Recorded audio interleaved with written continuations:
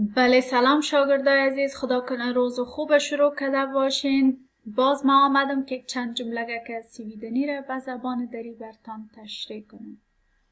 جمله اول ما همیشه واره از hur är det شروع شده. hur är det. در جوابش hur är det یعنی چطور هستی تو. در جواب شما گفته میتونین det är bra. این است خوب. این سوال عین چیز هور مور دوار است. بسیار کم از او فرق داره. یعنی اگر مانایش فکر کنیم مانایش هر دوش یک ماناست. در جواب گفته میتونین det är bra این است خوب و یا هم این علامه است و یا هم det är inte bra این نیست خوب. آدم گفته میتونی یا مثلا که من سوال کنم چطور هستیم یا میگی خوب هستم یا میگی خوب نیستم. سوال دیگه است what you do idag. چی میکنی تو امروز. در جوابش گفت لیسا برتان گفته که یا jobbar من کار میکنم. باز گفته یا jobbar hemma من کار میکنم از خانه. دیگه لیسا برتان چی گفته؟ گفته det är en ny månad. گفته این است یک جدید ماه. مقصدش است که این ماه یک ماه نو است یا جدید است، تازه است. باز گفته det är juni این است یونی چی است؟ این ماهی که نال نو شروع شد، امروز روز دومش است. این ماه را یونی میگن. یونی از کدام ماه شروع شد؟ ینواری، فبرواری، مارس، اپریل، مای، یونی. آله در یونی است ماه. درست است؟ بعد از سوال دیگه است vilken årstid är det. کدام فصل است این؟ کدام فصل است این؟ ما شما این فصل میگیم تابستان. تابستان شروع شد. چی وقت شروع شد؟ دیروز شروع شد. دیروز شروع شد تابستان. امروز روز دوم تابستان است. 4 فصل است مثل ما و شما واره vår, sommar, höst, vinter. دیگه این حالا میریم کسایی که هلتید است و دلتید است کدام کارها را اینا باید بکنن. کسایی که هلتید است و دلتید است هر دوشان اینی بخش خلاص میکنه که tisdag 2 juni امروز سه‌شنبه 2 یونی. vad gör Jonas. گفته چی میکنه یونس. what gör Jonas. باز تکرار کرده. اینجا جمله از چند تا. han ficker او چای می نوشه. han äter lunch او نان چاشته می خوره. han äter middag او نان غذای شب می خوره. han äter frukost او غذای چای صبح می خوره. han äter mellanmål او می خوره غذایی که بین نان چاشت و نان شب است. یعنی طرفای 2 بجم که چیزک سبک میخورن. اینجا شما میبینین که چی چیزا پیش روش ماندگی است. نظر با اون اینجا نوشته میکنین که چی میخورن. اینجا از 7 بجه. در 7 بجه آدم چی میخوره؟ در 7 صبح. اینجا از 10 بجه یک گلاسک از کافی است. در 10 بجه آدم چی میخوره؟ او رو نوشته میکنیم. و اینجا 12 بجه. در 12 بجه چی میخوره آدم؟ ایره هم میفهمه. یعنی اینجا 3 بجه. این نه غذای چاشت است نه هم غذای شب است. دیگه بازی چی میشه و براتون گفتم اینجا نه. خب پیش میریم.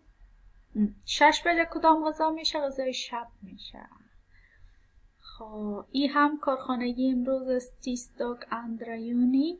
skriv av flera gånger. میگه از روی ازی چندین بار نوشته کنیم. مثلا ایگ نوشته کرده 4 مرتبه شما در اینجا ایگ نوشته میکنین. باز گفته گرگ چندین مرتبه نوشته میکنین. سمرگس 3 دفعه نوشته میکنین و سلت یا فکر کنم کلش ترجمه کنیم در لکخون قبلی، ضرورت نیست که باز ترجمه کنم براتون. درست است؟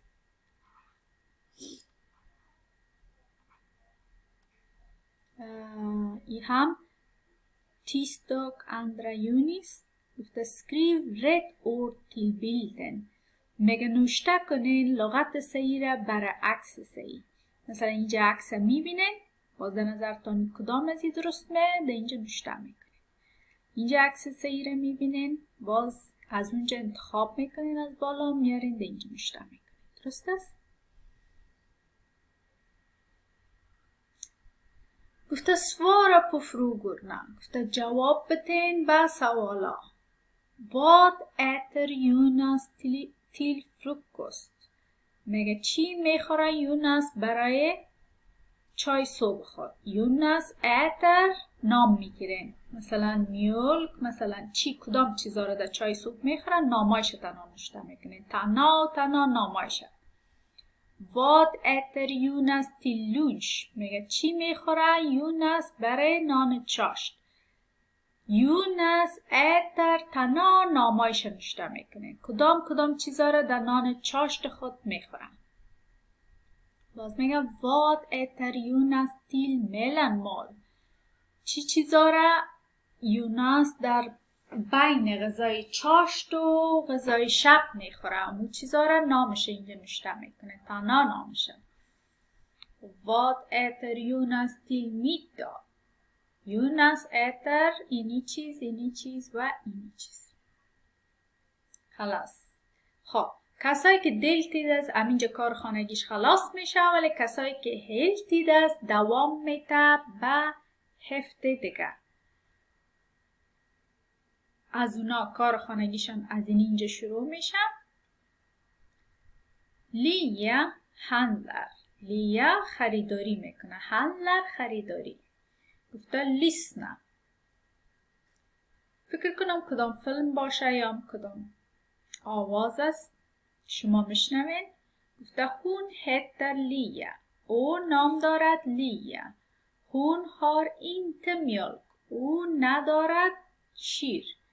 bröd, ägg och smör hemma.